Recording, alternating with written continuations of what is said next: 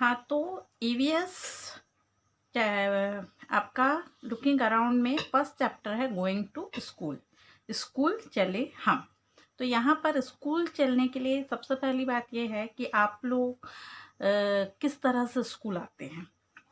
कोई ऑटो से आता है, कोई बस से आता है, कोई वैन से आता है, कोई अपनी साइकिल से आता है, कोई अगर किसी का घर पास में है तो वो एकदम अपना आराम से पैदल भी चला आता है। ठीक है ना। तो यहाँ पर हम आप क्या देखते हैं कि स्कूल जाना, अगर आप लोग आसानी से स्कूल पहुँच रहे हैं तो ये आप बहुत लकी हैं कि आप लोगों को आसानी से स्कूल आने मिल रहा है। आराम से वैन में बैठ के आ रहे हैं या आराम से बस में बैठ के आ रहे हैं। केवल आप स्कूल आने के लिए आलस्य करते हैं, है ना।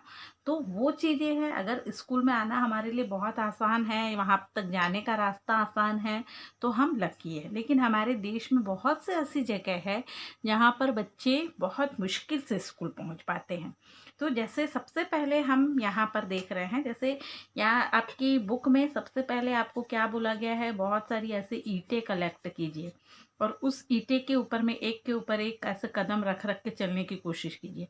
मतलब बहुत सारी जगह ऐसी होती है, पानीदार रहेगी, कीचड़ से भरी रहेगी, या फिर जहाँ पर नदी पार करके जाना पड़ता है, तो वहाँ पर लोग ऐसे इस तरह से छोटे छोटे ईंटें बिछा लेते हैं और उस ईंटों के ऊपर में ऐसे एक के ऊपर एक के ऊपर वो चलते हुए दूसरे जगह में जाते हैं। तो यहाँ हम शुरू करते हैं। आपको कितनी स्टेट्स के बारे में बताया गया है। सबसे पहले आसाम की बात कर रहे हैं। आसाम में बच्चे लोगों को जाना रहता है स्कूल में, तो वे लोग बता रहे हैं कि वहाँ पर रेन होने के बाद, बारिश होने के बाद पूरा घुटने तक पानी भर जाता है हर जगह। तो उसके कारण उन लोगों के लिए चलना भी बहुत मुश्किल हो जाता है। तो वहाँ पर क्या करते हैं, इस तरह से बैम्बू ब्रिज बनाते हैं। बैम्बू ब्रिज किस तरह से बनता है, इसके लिए एक छोटा सा इस तरह से यहाँ पर ये ऐसे बांस का बना लिया जाता है, बांस का। और ये बांस से पूरा मतलब आगे पीछे ढका जाता है और बीच में उसको रस्सी से बांध देते हैं मजबूती से। और उसके ऊपर मतलब एक एक बच्चा एक एक बांस को पकड़ पकड़ के चलता है। तो केवल एक बच्चे या दो बच्चे एक साथ जा सकते हैं, उससे ज़्यादा नहीं जा सकते। वो एक तो कमज़ोर पुल होता है। तो ये सीजनल भी होता है, मतलब एक सीज़न में हुआ, दूसरे सीज़न तक फिर से आपको नया पुल बनाना पड़ेगा। ठीक है। तो इस तरह से वो लोग स्कूल पहुंचते हैं। ये आसाम की घटना बता रहे हैं। ठीक है। तो bamboo bridge is made by bamboo and rope. Bamboo मतलब बांस और रोप मतलब रस्सी। देखिए बैम्बू बांस का जो ब्रिज है उसके लिए इस तरह से ऐसे बैम्बूज को फंसा दिया जाता है। ये तो मैंने केवल क्या ईयरबड से बनाया है। तो यहाँ पर इस तरह से बांस बना दी जाती है और बीच में दो तीन बांस और लगा दिए जाते हैं और उसको रस्सी से अच्छी तरह से बांध दिया जाता है और यहाँ से बच्चे चलना शुरू करते हैं। ठीक है। ये बैम्बू बांस के मतलब नीचे में बहुत बड़ी रिवर है और खूब ऊपर तक पानी आ गया है तो चलना मुश्किल होता है। तो इसलिए इस तरह से टेम्पररी ब्रिज बनाकर उन लोग स्कूल जाते हैं। ठीक है। तो ये इस तरह की घटना हो गई। फिर हम आगे बढ़ते हैं लद्दाख में। लद्दाख में क्या होता है, children have to cross wide and deep river every day. वहाँ पर खूब बड़ी बड़ी चौड़ी चौड़ी नदियाँ होती है और चौड़ी चौड़ी नदियाँ और एकदम गहरी नदियाँ हैं। तो उसको किस तरह से पार करें, तैर के तो पार करना पॉसिबल नहीं है। तो यहाँ पर क्या करते हैं, स्ट्रॉन्ग स्टोन या फिर पेड़ के सहारे ये लोहे की रस्सी को बांध दिया जाता है, जिसको आयरन रोप बोल रहे हैं हम। लोहे की ऐसे मजबूत मजबूत बहुत मजबूत ऐसी रस्सी होती है, उसको दोनों सिरों में मजबूती से बांध देते हैं और यहाँ पर नीचे में एक ट्रॉली रखते हैं। उस ट्रॉली में बच्चे बैठ के जाते हैं। अब ट्रॉली चलती कैसे है, ये पुल्ली की सहायता से चलती है। जैसे आप लोगों ने कुएं से पानी खींचा होगा तो उसमें घिरनी लगी रहती है, जिसके सहायता से पानी आसानी से नीचे से हम कुएं से निकाल सकते हैं। तो उसी तरह से ये पुल्ली होती है जो आसानी से ट्रॉली को एक जगह से दूसरे जगह तक ले जा सकती है। इसके लिए मैंने एक छोटा सा मॉडल भी बनाया है घर में, आप लोग इसको भी देखिए। तो ये देखो, ये है पुली और पुली की सहायता से ट्रॉली ऊपर नीचे आगे पीछे इस तरह से मूव कर सकती है। ठीक है। और यहाँ पर इसको ये जो पुली है ना, इसको हम कहते हैं घिरनी। जो जैसे कुएं से पानी वगैरह निकालते हैं तो इस घिरने की सहायता से निकाला जाता है। इसको मैंने 2 सीढ़ी की सहायता से एक रोलर बीच में फंसाकर बनाया है आप लोगों के लिए। ठीक है, बहुत आसानी से घर में जुगाड़ करके तो आप लोग भी ऐसा कर सकते हैं। तो यहाँ पर पुल्ली क्या काम करती है, ये हेल्प करती है ट्रॉली को move across the iron rope. Iron rope के ऊपर चलने के लिए ये पुल्ली सहायता करती है। ठीक है, तो इस तरह से बच्चे वहाँ पर स्कूल जाते हैं, इस ट्रॉली के अंदर बैठ जाते हैं और बच्चे आराम से स्कूल में पहुँच जाते हैं। ठीक है, तो ये लद्दाख की घटना हो गई। फिर आगे बढ़ते हैं हम। अब कई जगह आप लोग देखे होंगे सीमेंट के ब्रिज, आप लोगों ने देखा सीमेंट के पुल, वाई शेप ब्रिज वगैरह होते हैं। मतलब क्या प्रॉब्लम होता है, अगर मान लीजिए आप कहीं जा रहे हैं और आपको ये रेलवे क्रॉसिंग मिल गई, यहाँ से रेल की पटरी जा रही है, क्रॉसिंग रेल जा रही है, तब ये क्रॉसिंग बंद हो गई। आप अपने अपने व्हीकल्स में हैं, अब जब तक रेल निकल नहीं जाएगी आपकी गाड़ी यहाँ पे फंसी रहेगी। तो हम क्या करते हैं, इस तरह से इसके ऊपर रेल नीचे से जाती रहे और ऊपर से हम एक ब्रिज बना लेते हैं। तो हमारा 2 व्हीलर या 4 व्हीलर जो है वो ऊपर से निकल जाता है और रेल अपना नीचे से आराम से जाती रहती है।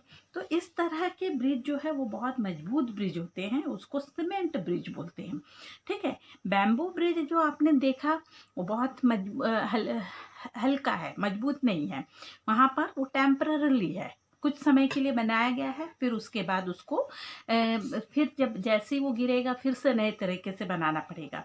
लेकिन सीमेंट ब्रिज काफ़ी लंबे समय तक टिका रहता है। जैसे बैम्बू ब्रिज में देखिए, इन दोनों के बीच में डिफरेंस देखना है आपको। तो सबसे पहले क्या है, bamboo bridge it is made by bamboo and rope, मतलब ये बैम्बू, बांस और रस्सी की सहायता से बना होता है। सीमेंट ब्रिज जो होता है it is made bye cement, brick, iron rod etcetera, इसकी सहायता से बना होता है। ठीक है, ये कमज़ोर होता है और ये मजबूत होता है, वीक ब्रिज, और दिस इज स्ट्रॉन्ग ब्रिज। अब यहाँ पर ये ब्रिज जो है टेम्पररली यूज़ किया जाता है, मतलब कुछ समय के लिए यूज़ किया जाता है जब तक वो चल जाए। और जब उसकी रस्सी वगैरह तो बहुत जल्दी टूट सकती है, ज़्यादातर 1 सीज़न तक चलती है या 2 सीज़न तक, उससे ज़्यादा नहीं चल पाएगी। फिर उसके बाद फिर से उसको नए सिरे से बनाना पड़ेगा, लेकिन ये सालों साल चलते रहते हैं सीमेंट वाले ब्रिज। ठीक है, तो इसी तरीके से अब केरला में आते हैं हम। तो केरला में बच्चे लोग कैसे स्कूल जाते हैं, वहाँ पर स्मॉल वुडन बोट होता है, जिसको वल्लम बोलते हैं। आप लोगों ने वहाँ पर ये बोट रेस भी देखी होगी, कभी टीवी वगैरह में देखा होगा। तो इस तरह की बोट होती है, इसमें बच्चे बैठकर एक जगह से दूसरे जगह तक स्कूल जहाँ होता है वहाँ पर जाते हैं। तो ऐसे बहुत सारी जगह है जहाँ पर स्कूल जाने के लिए अलग अलग साधनों का प्रयोग करते हैं। तो यहाँ पर इसके सेकंड पार्ट को भी मैं बताऊँगी। इसको जैसे देख लीजिए, ये आसाम है, इसमें लकड़ी और बांस के पुल बने हैं। लद्दाख में ट्रॉली से बने हैं। सीमेंट का पुल जो होता है सीमेंट, ईंट, पत्थर और लोहे के सरिये के द्वारा बनाया जाता है। केरल में जो है वल्लम होता है। वल्लम का मतलब क्या होता है, लकड़ी की बनी छोटी नाव होती है। ठीक है ना। और राजस्थान में आप देखोगे रेतीला इलाका है तो कैमल कार्ट में बच्चे जाते हैं स्कूल। और मैदानी भाग में आप लोग देखेंगे तो बुल्ला कार्ट में बच्चे स्कूल चले जाते हैं। हाँ, साइकिल से तो बहुत सारे बच्चे स्कूल जाते हैं।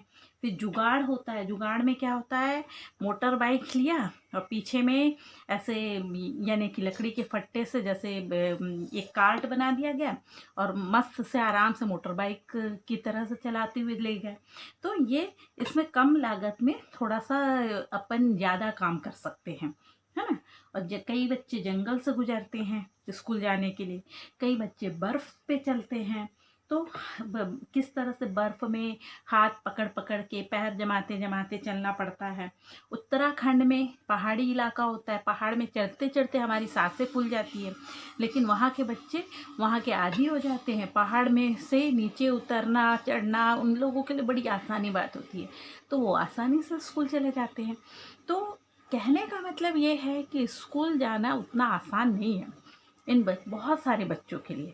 अगर आपको स्कूल आसानी से मिल रहा है, अभी तो जैसे ऑनलाइन क्लासेस चल रही है, तो भी आपको अगर शिक्षा आसानी से उपलब्ध हो रही है तो इसके लिए आप शुक्र मानिए और आप थैंकफुल होइए गॉड की कि आपको सब कुछ आसानी से मिल रहा है। ऐसे बहुत से लोग हैं जिनको ये शिक्षा आसानी से नहीं उपलब्ध हो पाती है, उसके लिए उन्हें बहुत ज़्यादा संघर्ष करना पड़ता है। ठीक है, तो आप लोग इस बुक को रीडिंग कीजिए, खुद से इसके क्वेश्चंस के जवाब देने की कोशिश कीजिए। धन्यवाद।